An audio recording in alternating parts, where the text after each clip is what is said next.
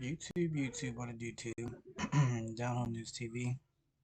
I am your host, Trede. I have an article coming from Fox News. Title is Charlamagne got stunned by wave of working class people upset over immigrant, immigrant crisis. Before I get into the article, I'm just giving an opinion based off of the title. My opinion based off the title. Well, of course not. Well, of course he's probably stunned. I don't understand why though. If he keeps up with news and politics the way he tries to persuade Americans to vote a certain way.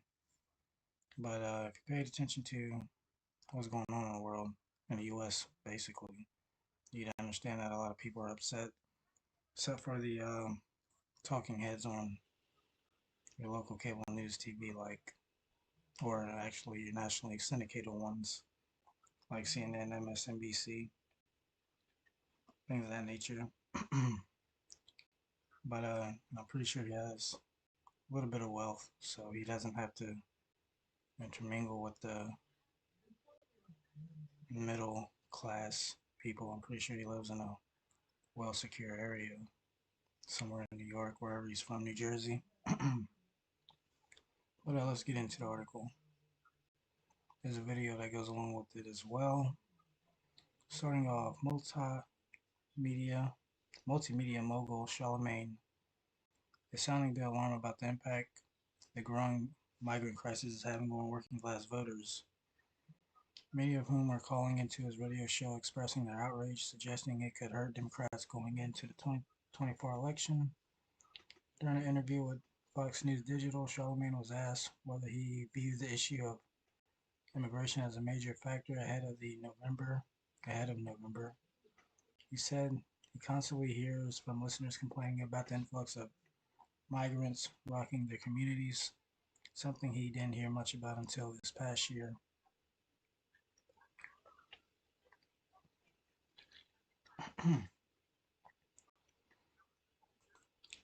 I have the privilege of doing morning radio and speaking to working class people every single day. Charlamagne told Fox News Digital. I have the privilege of being involved in my community from New York to New Jersey to South Carolina, where I get to look people into the eyes and have real conversations with them. And people are really concerned about this issue.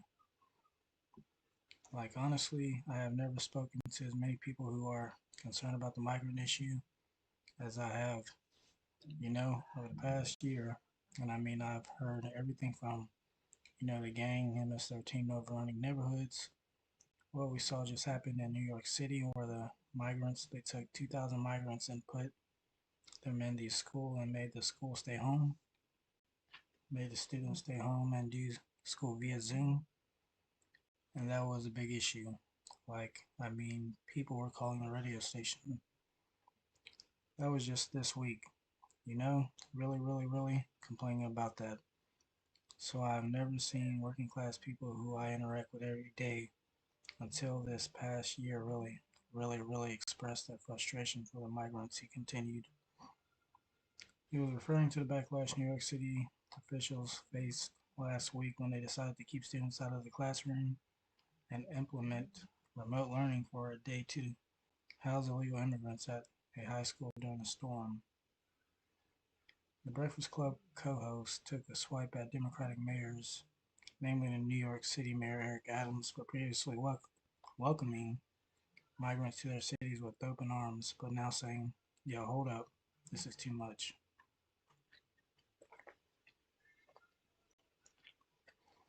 I still haven't quit dipping if y'all haven't realized, but we've heard Vice President Kamala Harris say, hey, don't come. Hey, don't come. Like, we've seen that. So, yeah, I think it's going to be a real big issue, Charlamagne said.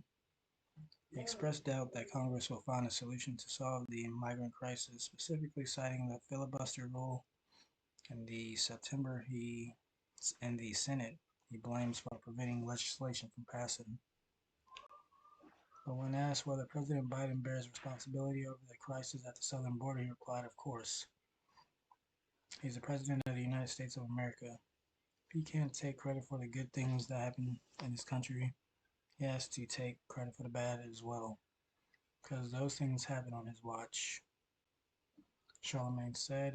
And I'm telling you, people are going to go to those sound bites where they saw President Joe Biden, Vice Kamala Harris, and Mayor Eric Adams, and all of these other, liberals and Democrats.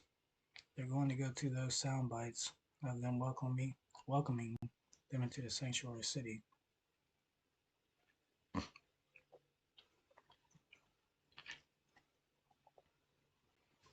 He then pointed to the stunt Republican governors Greg Abbott of Texas and Ron DeSantis of Florida pulled, sending migrants to Democrat sanctuary city, saying that as cruel and humane as it was also effective. Clearly, it was effective because it made a lot of those Democrats start singing a different tune.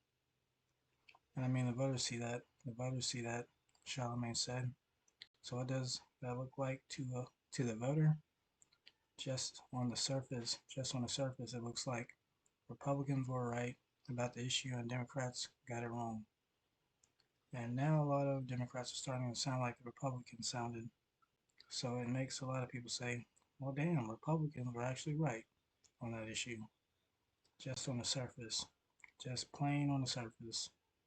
That's how it looks, to the average voter.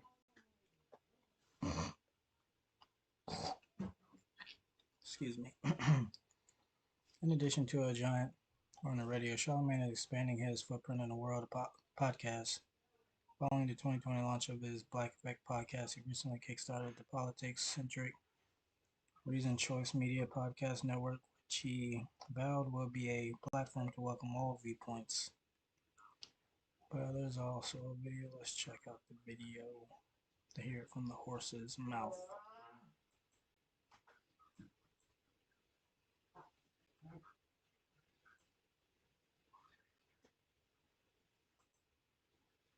I have the privilege, man, of doing morning radio and speaking to working class people every single day. I have the privilege of being involved in my community from New York to New Jersey to South Carolina, where I get to look people in the eyes and have real conversations with them, and people are really concerned about this issue. Like I honestly have never spoken to as many people who are concerned about the migrant issue as I have, over the past year. And I mean, I've heard everything from, the